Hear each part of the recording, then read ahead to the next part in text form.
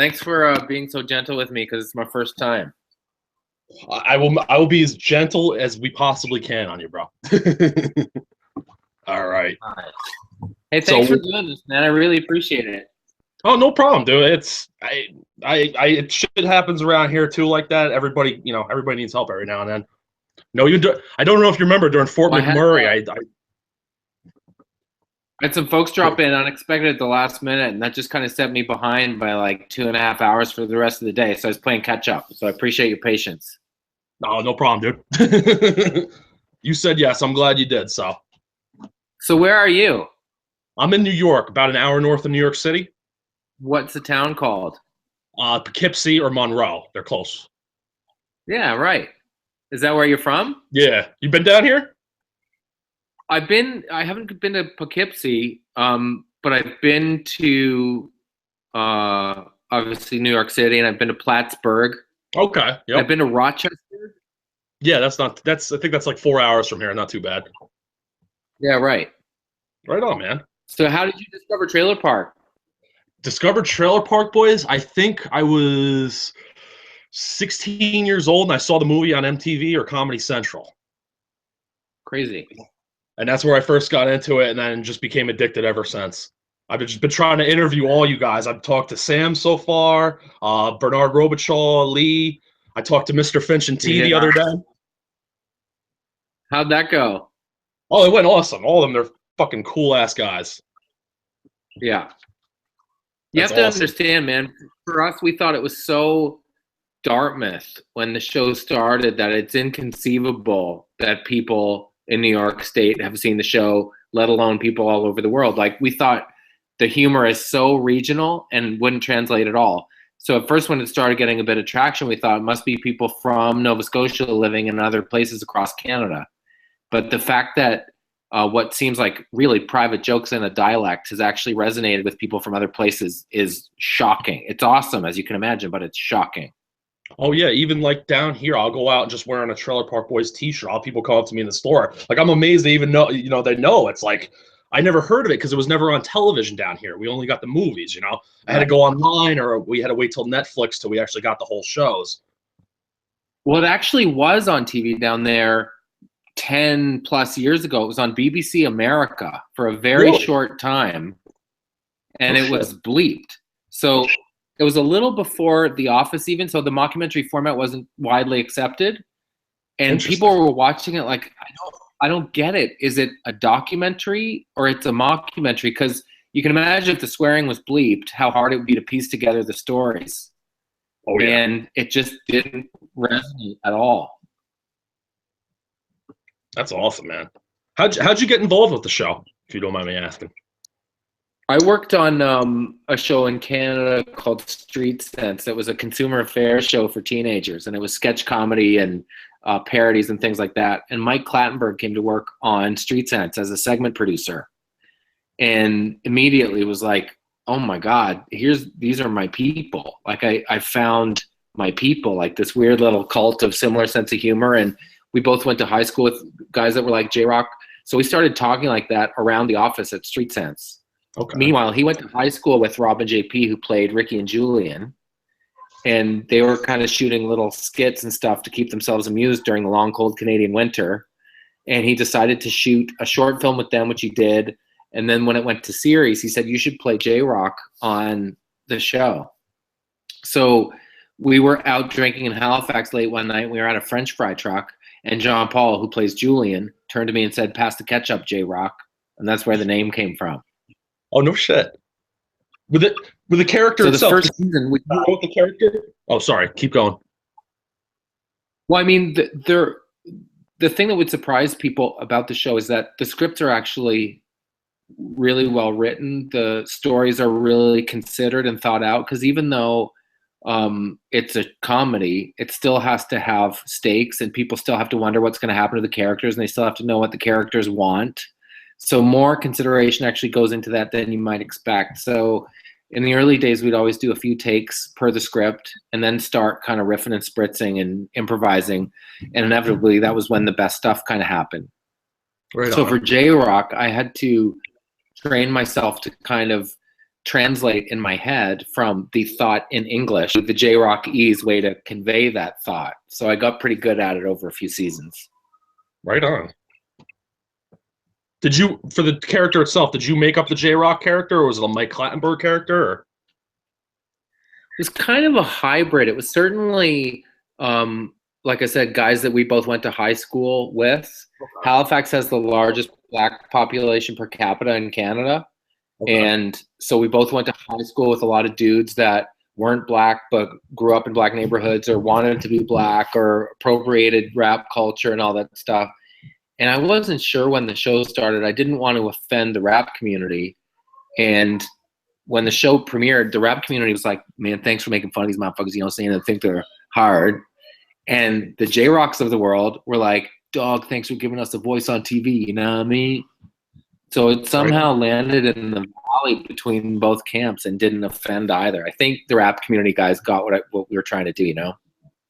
Right on. That's awesome, man. Early on, did you get to do a lot of writing for the character early on in the show? Or was it mostly like how you were saying, like you had the base script and you went and improvised off of it a lot? Really, a lot of the improv for my character has to do with disses. Like just every take, come up with a new way to diss Randy, new thing to call him, inflatable Elvis or Starsky and Gut or 1.21 gigaguts. Like the marriage of pop culture and Randy's gut, that was something that amused us all. And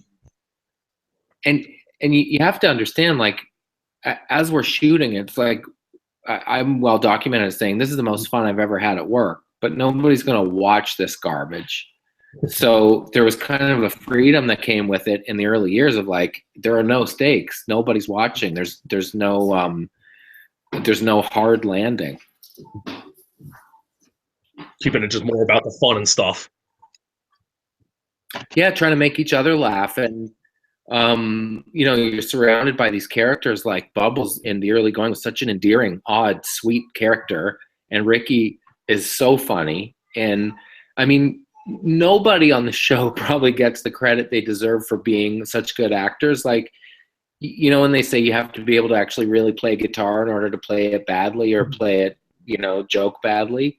To play as dumb as Ricky is, you have to be very smart. And Rob Wells is very smart.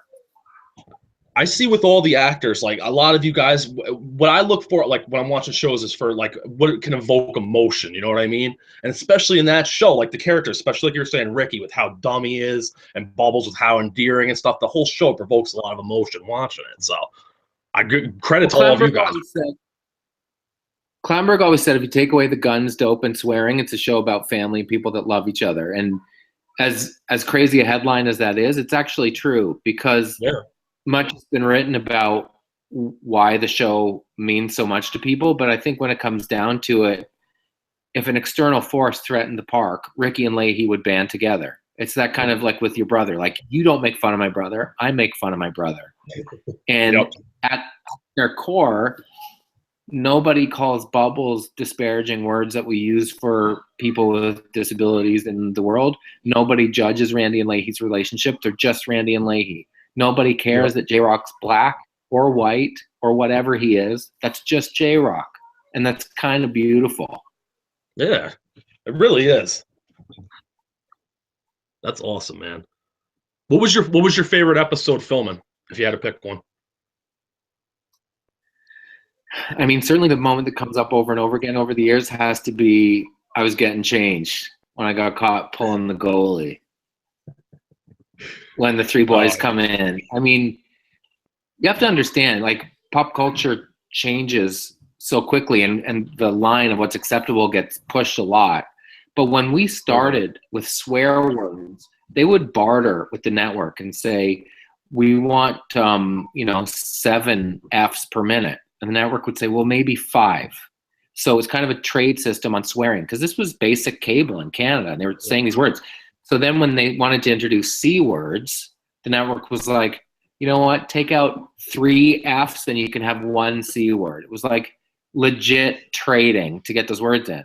So to shoot a scene, I mean, it was 10 years ago with a guy clearly pulling the goalie. and using that bad pixelation in a cops from a criminal's perspective kind of way. That was really ahead of the curve, and that's all Clattenburg, man. Oh, great. How's your book with Taggart coming on? Canadianity. Canadianity. Canadian. Sorry, I said that wrong. That's okay, man. There's a chapter called Americanadianity. It's about both of our time that we spent in the States, because I lived in California for 7 years, and really? I had all these notions about America and about living in a big city. And I'm going to tell you, I was wrong about most of them, because I think born out of insecurity, when you grow up in Canada, you kind of fear America a little bit, or maybe it's more inferiority. But I was surprised to learn how friendly people were, how awesome and kind they were. It was a really important chapter of my life going down there, because I made friends for life. So the book is going well. It's we sometimes in Canada are self-deprecating almost to a fault. I always say when I went to LA to take some meetings, people would say, "Oh, I saw your demo reel. It's good." And I'd say, "Yeah, well, I mean, if you've been working this long and you can't cobble together 2 minutes, I mean, you're in the wrong game, am I right?" And generally speaking, especially in business, Americans don't have that gene. They're like, what are you talking about? Why would you crash the bus like that? I just gave you a compliment. So it was pretty critical to my personal development. A guy that was at a network said, can I tell you something? If you give your aunt a sweater at Christmas, do you want her to say, "Oh, Greens, I put on a few pounds, it's not going to fit," or do you want her to just say thank you? I was like, you want her to say thank you? He's like, right, take a compliment. So that's what I brought back to Canada from your country, was the ability to take a compliment. Because his point was, if you're not buying your own hype, ain't nobody buying it. It's true. That makes a lot of sense. To answer your question, Taggart and I, with this podcast, are celebrating kind of Canadian cliches that us Canadians often roll our eyes at, that we're friendly and we're nice and we talk with long A's and stuff. So that's what the book will be. It'll be kind of like a Bible for if a Martian came to Canada, here's what you need to know. Oh, I can't wait. Any idea when we'll be able to see it? Well, next year is the sesquicentennial of Canada, our 150th anniversary. So the Canadianity is a word we made up, which is obviously ridiculous and sounds like a religion. And the people that listen to the podcast are called Bods, which we spell B-A-H-D. So they're Bodists, or it's Bodism, and the religion is Canadianity. So it'll be a Bible for Bods. A Bible for buds. Okay, where else do we got here for you? How's working on Mr. D? And how would you compare it to the job on Trailer Park Boys? It's similar in that it's there's room for improv, and you have to maintain truth. On the surface, the two characters, the one that I play on Trailer Park, J-Rock, and the one that I play on Mr. D, Robert Cheeley, are very different. Cheeley's pretty uptight, but where they're similar is that they both have a lack of ability and overconfidence. And as a comedic jumping off point, that's what I personally find really funny. When people's confidence is writing checks, their ability can't cash. So that's how it's similar. It's very different in that Mr. D is shot like a more of a filmy TV show. I mean, Trailer Park, like I said, it's cops from a criminal's perspective, and it's handheld. The challenge, especially in directing a show like Trailer Park, is that the camera has to follow the action as opposed to anticipate it. So Peter Sutherland, the guy that shoots it, is one of the best cameramen in the history of motion picture. And he has to almost unlearn everything he's learned his whole career, because if you and I are in a scene in Trailer Park Boys and it's a documentary and you say something, the camera should pan to catch you kind of at the tail end of that sentence, as opposed to pan to you before you say the line as if it's coming. So Mr. D is the complete opposite of that. It's very set, very controlled. There are multiple setups for one scene. I think the best Trailer Park scenes are the ones where it's like 4 pages, 1 camera, roll tape. That's awesome, man. Did you get to work with Jerry D prior to Mr. D? I know it was in Trailer Park Boys in the movie. It was a prison guard and stuff. Did you guys get to do anything He previously did to the that? Trailer Park movie, yeah. Aside from the Trailer Park movie, he and I actually had a show in development with Mike Volpe, who's the original producer of Trailer Park. So he and I were definitely aware of each other, work pretty well together. It's funny, though, having two blonde male leads in a show is pretty trippy for people at first. I feel like, especially in a market the size of Canada, you have to turn the page, and that's how you build a career instead of just a role. So Trailer Park Boys came along at the end of, I had a talk show in Canada for teenagers called Jonavision, and it was time to turn the page to something different. Trailer Park was about as far removed from that as possible. And Mr. D came along at a time where I was probably pretty close to getting known solely as J-Rock. And nothing wrong with chapters in life, man. You have to keep it going, you know? There was actually, I like you brought up Jonavision. Somebody was just asking, is that ever going to come back? Maybe towards going more towards rap game or stuff, or? It's hard to say. I mean, it's funny in a country like this, people ask questions like, so how did you decide to take that job? The truth is, I have a young family. They need shoes and they have appetites, and you know, it's not as simple as how do you decide projects. The truth is, I actually have 3 criteria: fun, money, challenge. And any gig that I take has to be 2 of those 3. If it's a fun challenge and the money's good, I really don't care. Some things you do more for the fun and money, but it's maybe not a challenge. Those gigs are okay too. But generally, any time in my career I've done something for just one of those things, it's not been a good idea. But I mean, I don't think it would be a teen talk show, but the idea of a talk show that's a combination of sketch, that's certainly appealing to me. Or maybe it'll be a Taggart and Torrance show. Don't know. I might poke her in a couple fires. We'd like to see that, man. You should do the podcast. You should do some videos sometimes with the podcast. I know, but as you can tell by the fact that I'm backlit and a silhouette, and it's my first time on Google Hangouts, technology isn't really my thing. You know what? What I do is I record my half of the conversation on my Mac. He records his half in Ontario because I live in Scotia, and we both send our files to Tim Oxford, who's the drummer from a rock band called the Arkells, and he sews it together. So the idea of somehow being able to come up with a video component of that show, it just seems like an insurmountable obstacle at this point.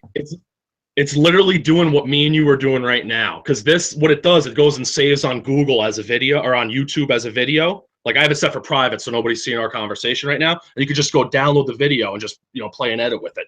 Crazy. Oh, it's so I never tried doing it before I did the show, but I found the technology. It's literally like a link. It's not too bad. Pretty sweet. It's a whole new world, man. Oh yeah, I got a good one for you. Somebody wanted to know if the idea behind Trailer Park Boys was inspired by the Roger Miller song "King of the Road." Great question. Not directly, but Mike Clattenburg has a long-standing love affair with trucker music.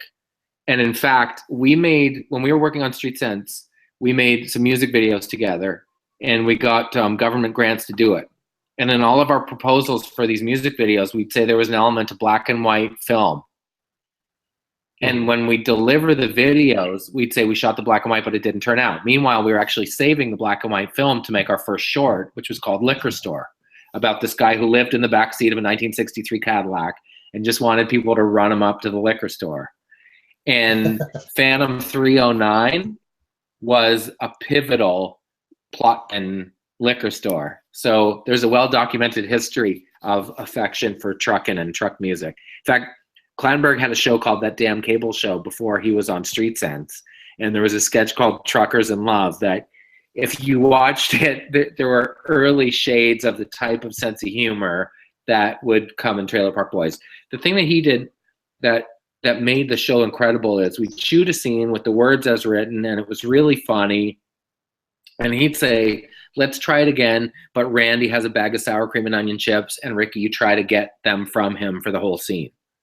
And somehow that little extra layer would take it from pretty funny to you're biting the inside of your cheeks to try not to laugh funny. Like adults dealing with juvenile kid stuff. Yeah. That's so awesome, man. Here we go. Would you ever consider cameo on the show in the future, or that do-rag's hung up for good now? I talked a lot about it on the podcast on Taggart and Torrens about my decision. I felt like J-Rock was always a supporting character, never the main dish. I felt like after season 9, when J-Rock had the kid, that was new turf. That was really fun to try to navigate. The kid was harder than he was, and he was trying to be a parent, but it was like an ABC after school special, but they spoke in that weird patois. You gotta brush your slugs, dog. You know what I'm saying? If you want to keep your teeth. Like, it needs subtitles. And then in season 10, when we swung for the fences with the really high concept, J-Rock came back with a wife from Cancun and a Spanish accent that he's trying to front in front of her, which totally stands to reason. This guy who's tried on different personalities would come back thinking he was Spanish, or at least trying to keep up appearances. But it kind of feels like after that, where do you go? So I don't know. Like I said, life's about chapters. 10 seasons is a nice round number. I feel like it was a real bonus that we got the Netflix years. But I think philosophically it's better to move on before the audience does. And if I'm the character that people are like, oh man, I would have liked to see more of him, I think that's a pretty great way to leave. So I'd never say never, but I think these days I'm probably looking more forward than back. That's awesome. I like that answer a lot. When you were doing 10, did you get any chances to hang out with Snoop at all? I did, and I'll tell you, as a weird, as a fake rapper, meeting maybe the realest rapper in the world, I'd be lying if I said my heart wasn't racing a little bit. He could not have been more gracious and friendly and happy to be there. What he said a lot was, "Yeah, motherfuckers are crazy." He just kept saying that over and over again. But you have to imagine, like I said, we didn't know if people in Dartmouth would find it funny when it started. So the fact that Snoop Dogg not only has seen the show but loves it and is willing to come to Truro, Nova Scotia for 6 days to be a part of it was inconceivable. But he's kind and pleasant and professional, and couldn't say enough good things about him. But I mean, my heart was racing a little bit when I was like, "Oh, Snoop's never heard of J-Rock. That's like Run never heard of DMC, bitch." I saw that sideways. I could almost feel your energy on camera when you were doing that. Like, oh fuck, I don't even want to be saying this right now. I know, but he was awesome, man. He was great. That's great, man. Here we go. What was it like working with Jason Eisner on Shrevenge? He's one of those manic, creative, energetic, passionate visionaries, and you don't come across them very often in your career, or it's been my experience you don't.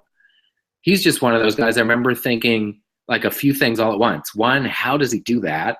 2, this guy's going places. And 3, I can actually see the wheels turning because he's an editor, and you can see him as he's shooting, imagining cutting it in his head.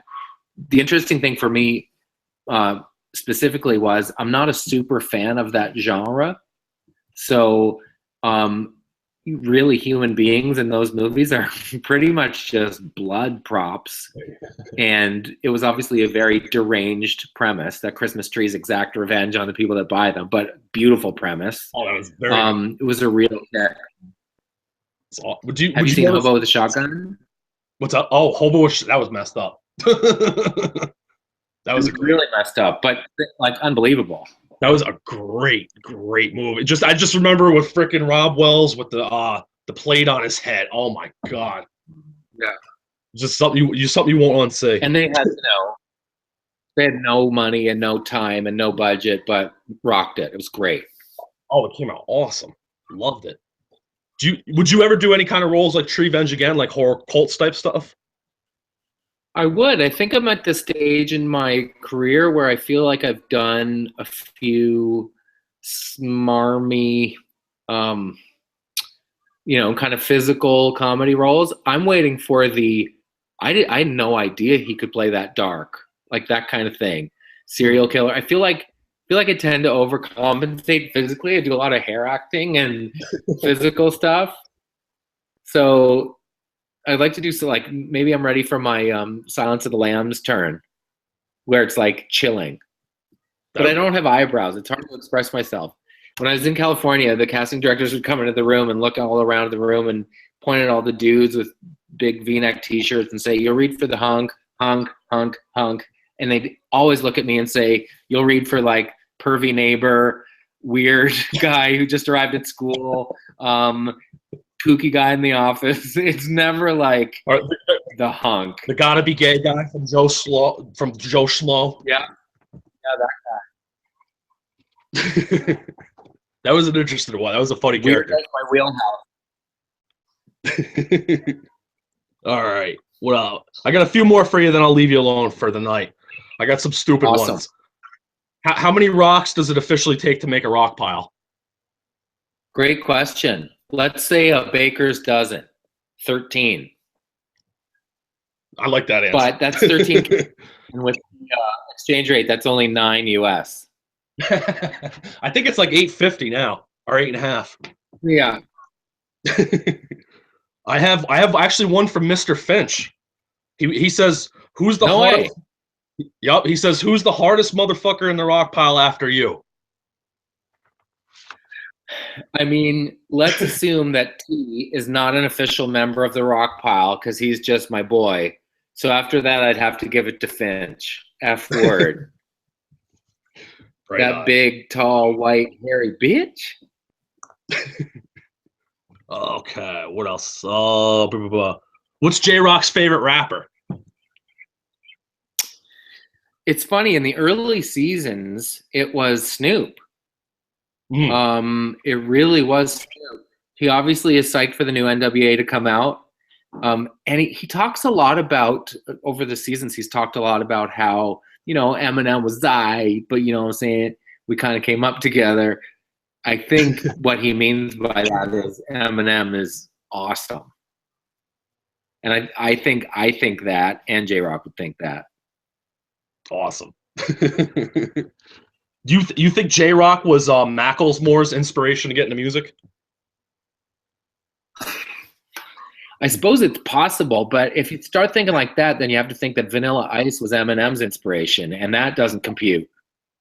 That's very, very true. I didn't even think about it that way. Okay, one or two more, and then we're done. How did Ellen Page get associated with the show? That one I had to ask. I first worked with Ellen Page when she was probably 9 or 10 years old on a period drama for CBC in Canada called Pit Pony.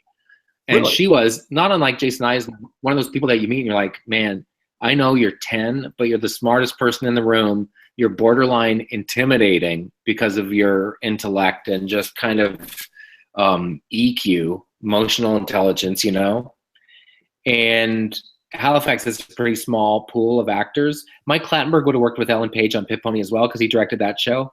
So I think he probably brought her in to play Leahy's daughter. And I mean, that's a cameo that's been years in the making to have her come back. That'd be amazing. Oh yeah. I don't know if the fans would love to see Ellen Page or Trevor. It's a close. It probably edge over Trevor about 5-10%. Then Ellen Page is the next, I'd say. I know. But the thing I love about Michael Jackson, who played Trevor, he's a grip on film sets, and he got exactly zero kick from being on TV or recognized as a guy on TV. For him, it was straight economics. How much will I make as a grip this summer versus how much would I make as Trevor? And if it's more as a grip, then I'm going to do that. It was really no harm, no foul. And a lot of people that work in TV and want to make that their life couldn't compute that it wouldn't have a pull for him. It just didn't. I kind of think that's pretty rock and roll. Oh yeah, right on. Do you have anything else you want to tell everybody? What's coming out? Something new in the future besides the podcast? Not really, man. I don't want to jinx anything. We're shooting season 6 of Mr. D right now. Probably going on a road trip with my family down in Nashville in August. We're Awesome. RV people now. And I take my 2 little girls and my wife and I, we just party in an RV. And as long as no one's like, "Are you J-Rock?" It's cool. You must get it recognized a lot. I do, but you got a lot of people that I'm not. Yeah, I get a lot of people saying, "Hey, Oh, you're the guy from Saved by the Bell." Anybody want? Hey, That's you're awesome, Jane Lynch from Glee. Oh man. All right, bro. I'll leave you alone. I appreciate you coming on and talking to us. That was really awesome of you, dude. Oh man, it was such a pleasure. You're a great interviewer, by the way. Oh, thank you. I'm pretty new to this. We're talking to a bunch of people. I don't know. You know who Chalk Claire is, right? Yeah. I talked to him about 2 weeks ago. Awesome dude. And we got Maestro Fresh West coming up too. So Maestro and I have been talking about doing a remake of Miami Vice. no shit. Wow, that's awesome. I would love to see that. A joke, but I secretly really want to do it. Both the maps were on Jonavision, by the way. Ask Mice what it was like to be on Jonavision. I'll write that down now so I don't even forget it. Oh man. All right. Thanks for being patient with me, man. Oh, thanks for talking to me, dude. Talk to you later. Later, bro.